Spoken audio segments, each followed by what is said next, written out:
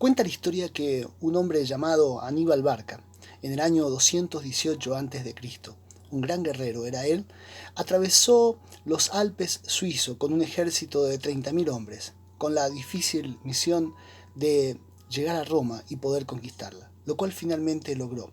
Antes de cruzar los Alpes, muchos fueron los que le alertaron de los grandes peligros de la altura, de la montaña, de los intensos fríos, de las grandes nevadas y de la gran incertidumbre de poder encontrar un camino.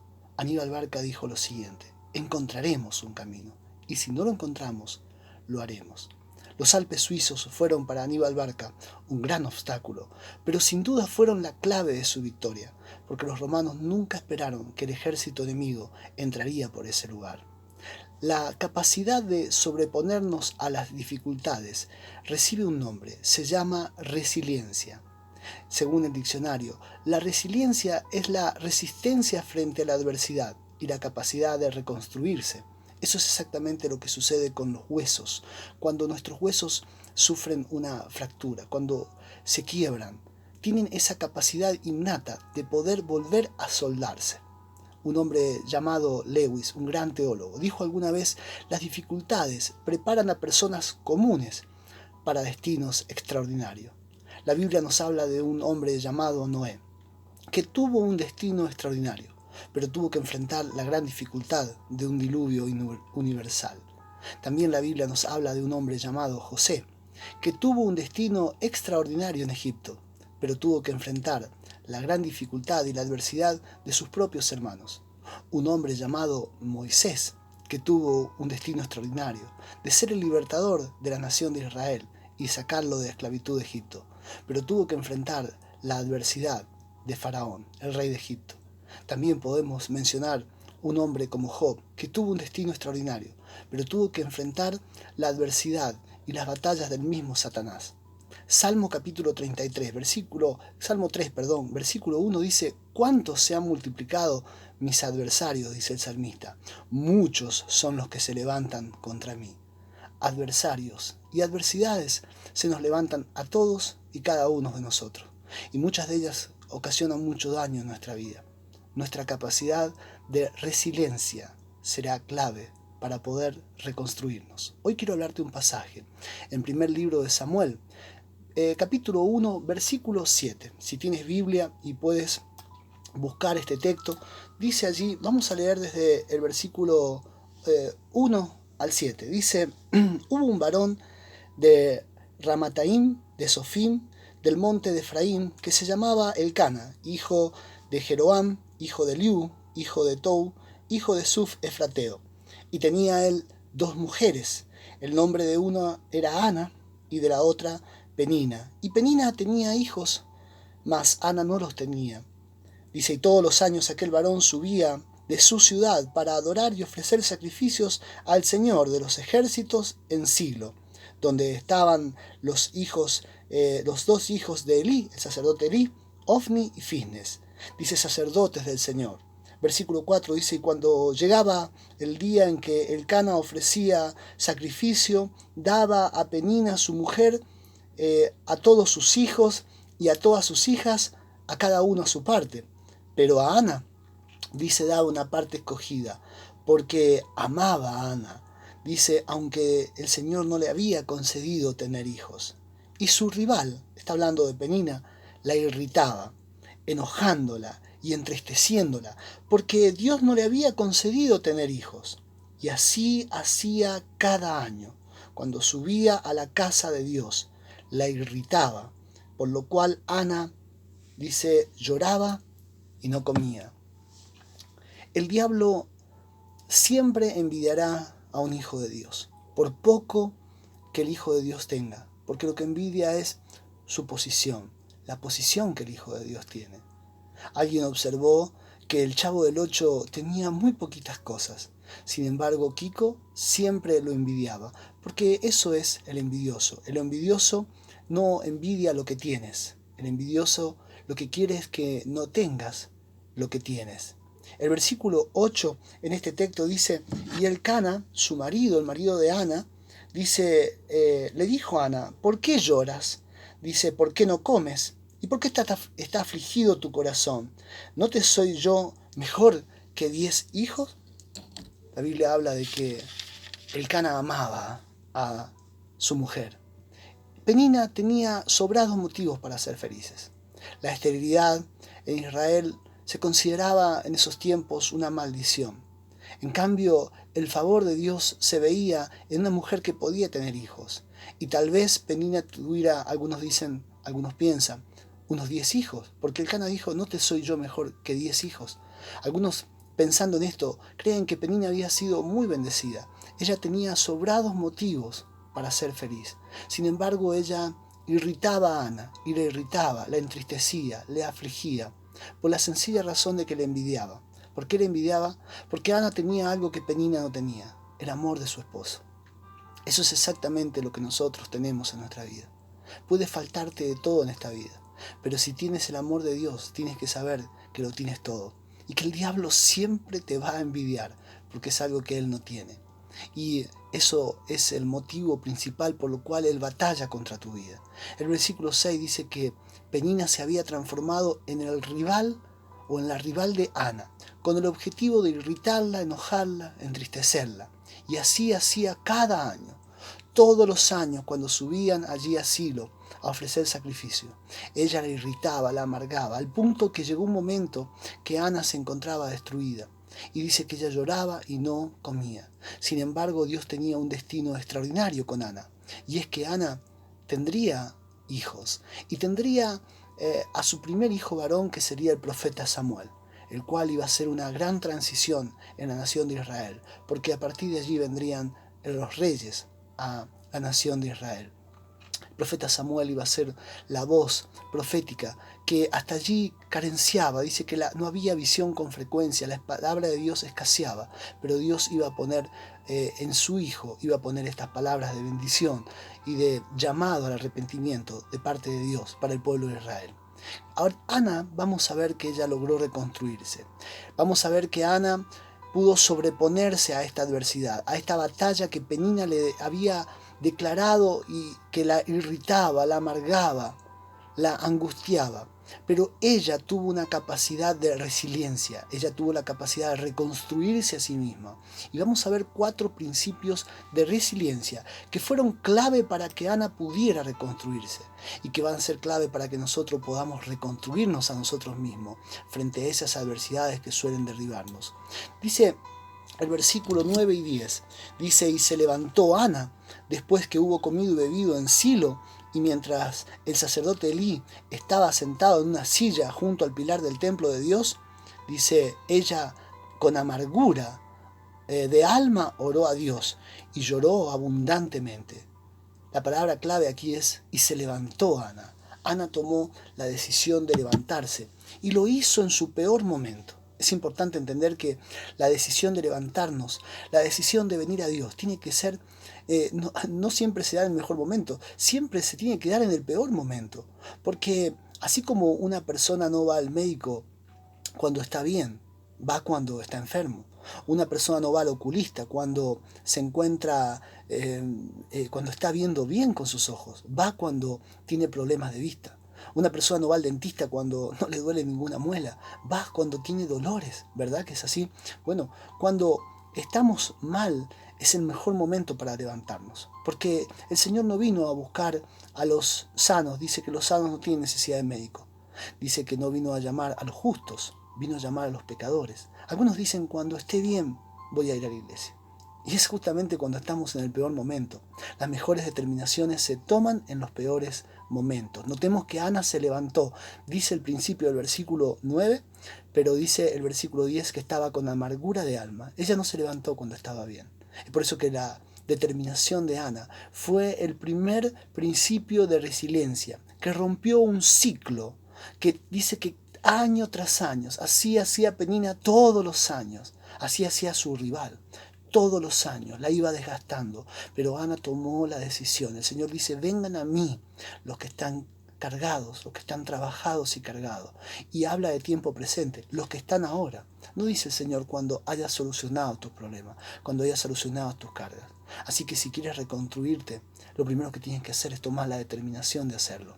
El segundo principio de resiliencia por el cual Ana reconstruyó su vida fue un sincero compromiso con Dios. El versículo 11 del texto dice, e hizo voto, diciendo, Señor, Dios de los ejércitos, si te dignares a mirar la aflicción, dice, de tu sierva, y te acordares de mí, y no te olvidares de tu sierva, sino que dieres a tu sierva un hijo varón, yo lo dedicaré al Señor todos los días de su vida, y no pasará navaja sobre su cabeza. Ella hizo un voto a Dios, hizo un pacto con Dios, asumió un compromiso con Dios. El compromiso de Dios con cada uno de nosotros es directamente proporcional al compromiso que nosotros tenemos con Dios. En la empresa donde trabaja mi hijo hay empleados temporales y hay empleados permanentes. Es notable que los empleados temporales tienen un compromiso con el tiempo, pero los empleados permanentes tienen un compromiso con la empresa. Una cosa es buscar a Dios en un momento específico, cuando estamos en necesidad, cuando estamos mal, porque esto es lo que estábamos hablando recién, que es el momento de buscar a Dios. Pero otra cosa es asumir un compromiso con ese Dios que nos sanó, con ese Dios que nos liberó, con ese Dios que nos restauró.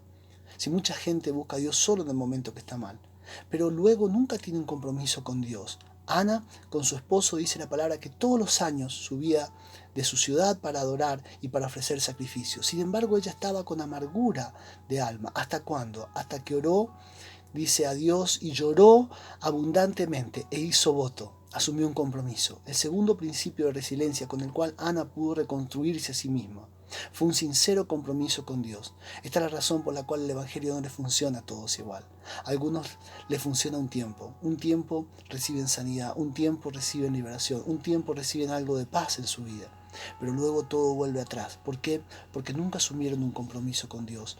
El tercer principio de resiliencia a través del cual Ana reconstruyó su vida fue enfocarse en Dios y no en las personas. Versículo 12 y 14, luego de que Ana oraba, dice el versículo 12, mientras ella oraba largamente delante del Señor, el sacerdote Elí, estaba observando la boca de ella, pero Ana hablaba en su corazón y solamente se movían sus labios, y su voz no se oía. Y Elí, notemos esto, dice, la tuvo por ebria. Entonces le dijo Elí, ¿hasta cuándo vas a estar ebria? ¿Hasta cuándo estarás ebria? ¿Por qué no digieres tu vino?, le dijo el sacerdote. El hombre siempre busca seguidores. No todos los que siguen a una persona determinada siguen a Dios, porque el hombre busca que lo sigan a él. Por eso que, por ejemplo, podemos ver, hoy día está muy de moda la palabra influencer. Son las personas que ejercen influencia sobre la sociedad. Son personas influyentes, tal vez en sus modas, en sus pensamientos, para ser un influencer. Eso lo dice Internet. Se necesitan 100.000 seguidores. Los famosos que quieren ser influencers buscan tener cada vez más seguidores, pero son gente que lo siguen a ellos, ¿sí? No tiene ningún peso. Dentro del camino de Dios, seguir a un hombre no tiene absolutamente ningún peso.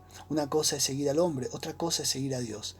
En Marcos capítulo 9, versículo 38, dice que los discípulos vinieron a Jesús y le dijeron que había un hombre que echaba fuera demonios en el nombre de Jesús. Y ellos dicen que se lo prohibieron, porque no nos seguían. El Señor dice, ¿por qué se lo prohíben? El que no es conmigo, contra mí es.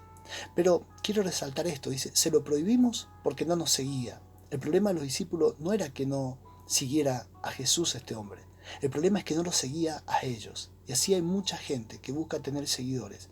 Y muchos que siguen al hombre, pero no siguen a Dios. Ana no seguía al sacerdote Elí.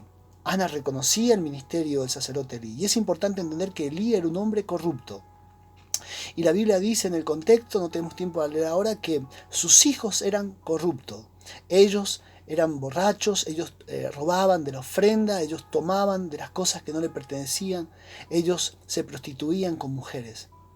Y Elí toleraba todas esas cosas. Sin embargo, Ana reconocía el ministerio de él. Eso no condicionó su relación con Dios. El hecho que el sacerdote, el que debía estar para bendecirla, fuera un hombre corrupto, no condicionó su relación con Dios. Dice que ella oraba largamente delante de Dios. Esta fue la razón por la cual no la condicionaron las palabras del sacerdote. Este hombre corrupto que no era capaz de condenar a sus propios hijos, pero era lo suficientemente hipócrita para condenarla a ella, porque eso hace un hipócrita. No cuida su vida, no cuida su casa, y mira la paja en el ojo ajeno. Exactamente eso lo que hacía este hombre corrupto. Sin embargo, ella no se escandalizó por eso.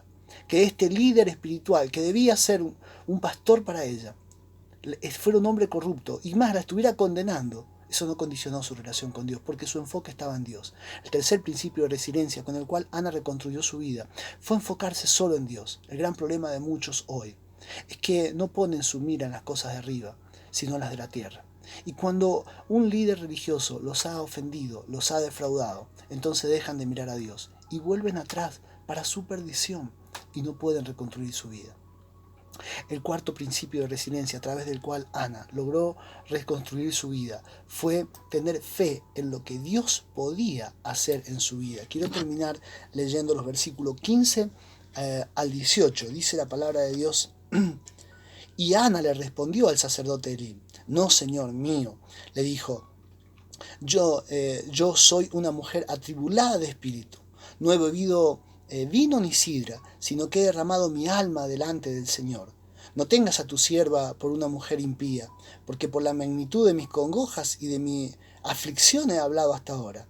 Y Elí respondió y le dijo: ve en paz, y el Dios de Israel te otorgue la petición que le has hecho. Notemos que hasta aquí Dios no le había otorgado la petición. Y dice el versículo 18: y ella dijo: halle tu sierva gracia delante de tus ojos. Y se fue la mujer por su camino y comió y no estuvo más triste. La fe se refleja en nuestro grado de incertidumbre. Si tenemos fe, vamos a orar.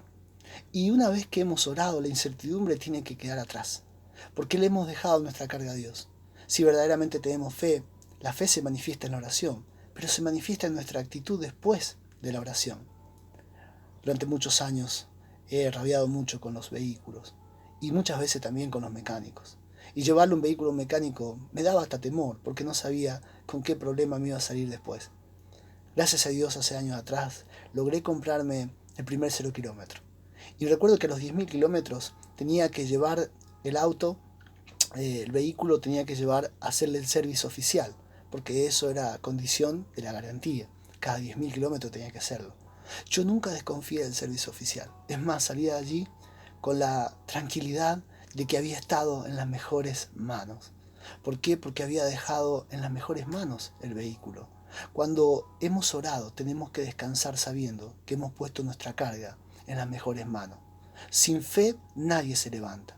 Necesitamos fe para poder levantarnos. No importa la circunstancia que estamos viviendo. No significa que la oración será respondida inmediatamente. Yo no sé si has notado lo que sucede con un boxeador.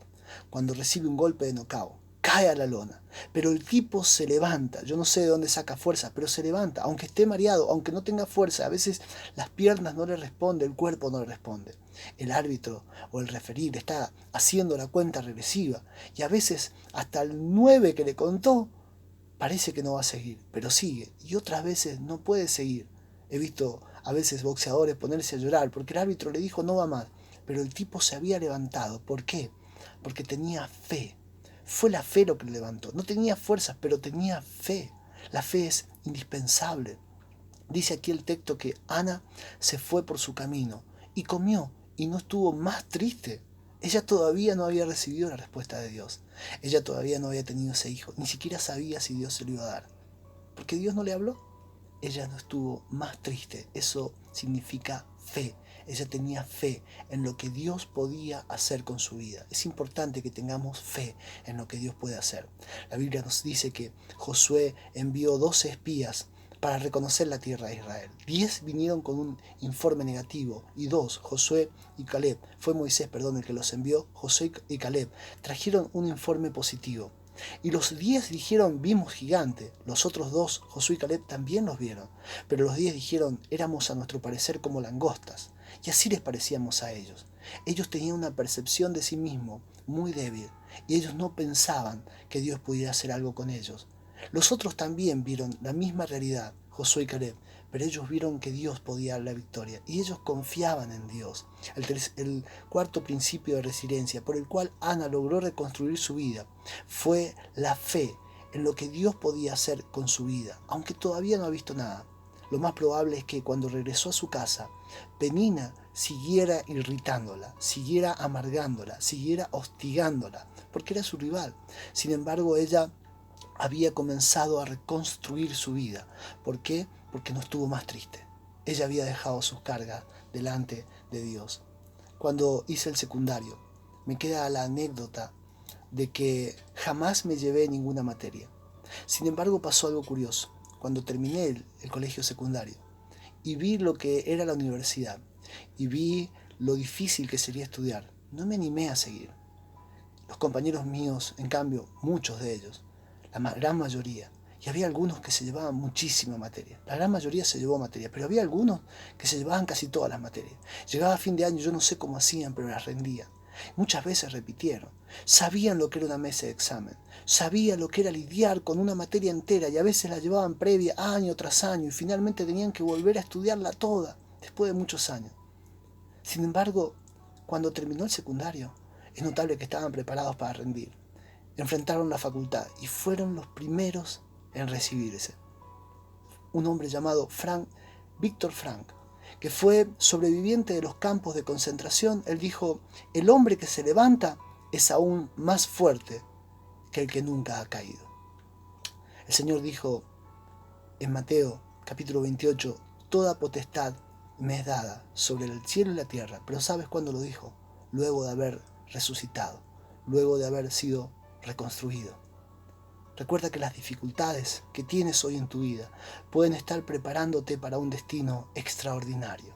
Por lo cual, si tomas la determinación de levantarte, si asumes un sincero compromiso con Dios, si te enfocas solo en Dios y no en los hombres, si tienes fe en lo que Dios puede hacer con tu vida, puedes estar seguro que aunque muchos se hayan multiplicado tus adversarios y aunque muchas cosas se levanten contra tu vida, contra tu familia, contra tu salud, contra tu economía, contra tus hijos, puedes estar seguro que Dios te dará la capacidad de reconstruirte, porque la Biblia dice que Dios es bueno. Él es fortaleza en el día de la angustia y conoce a los que en Él confían. Yo te animo en este tiempo a que le entregues tu vida a Cristo, a que te vuelvas a Dios con todo tu corazón. Tal vez estás atravesando enfermedad, tal vez estás atravesando crisis en tu matrimonio, tal vez estás atravesando situaciones muy difíciles en tu familia, con tus hijos, en lo económico, con tu trabajo. Tal vez muchas cosas están golpeando tu vida, muchas cosas te están poniendo en aflicción, muchos se han multiplicado tus adversarios y tus adversidades y parece que van a destruirte. Puedes tener esta capacidad de resiliencia, de reconstruirte, si te vuelves a Dios de todo corazón. Te invito a hacer esta oración. Señor, en el nombre de Jesús te damos gracias por tu palabra. Siempre tu palabra, Señor, nos muestra que sin ti no somos nada, pero Señor, que tú eres poderoso para restaurar nuestra vida, para limpiarnos de todo pecado, para restaurarnos, Señor, para corregir nuestros pasos cuando nos hemos equivocado, Señor, para hacernos volver a la senda recta. Gracias, Señor, te doy por tu palabra. Yo envío tu palabra, Señor. Esta palabra tendrá, Señor, el poder de entrar a una cárcel, de entrar a un hospital, de entrar, Señor, a una casa. Tal vez aquel que está conduciendo un vehículo, aquel que está trabajando, aquel que está solo en un momento determinado de su vida, aquel que está en angustia, aquel que siente que las adversidades se han multiplicado. Señor, Dios mío, y pueda encontrar en esta palabra la capacidad de reconstruirse a sí mismo. Envío tu palabra, Señor, con la fe de saber que tu palabra nunca volverá vacía, sino que hará, Señor, y cumplirá el propósito para el cual es enviada. En el nombre de Jesús. Amén. Bueno, te invito a que te suscribas a este canal y que compartas esta palabra, porque esta palabra no solo puede bendecir tu vida, porque es la palabra del Dios vivo y verdadero la que hemos abierto. Puede sanar tu vida, puede restaurar tu vida, sino la vida de aquellos que la reciban. Que el Señor te bendiga ricamente.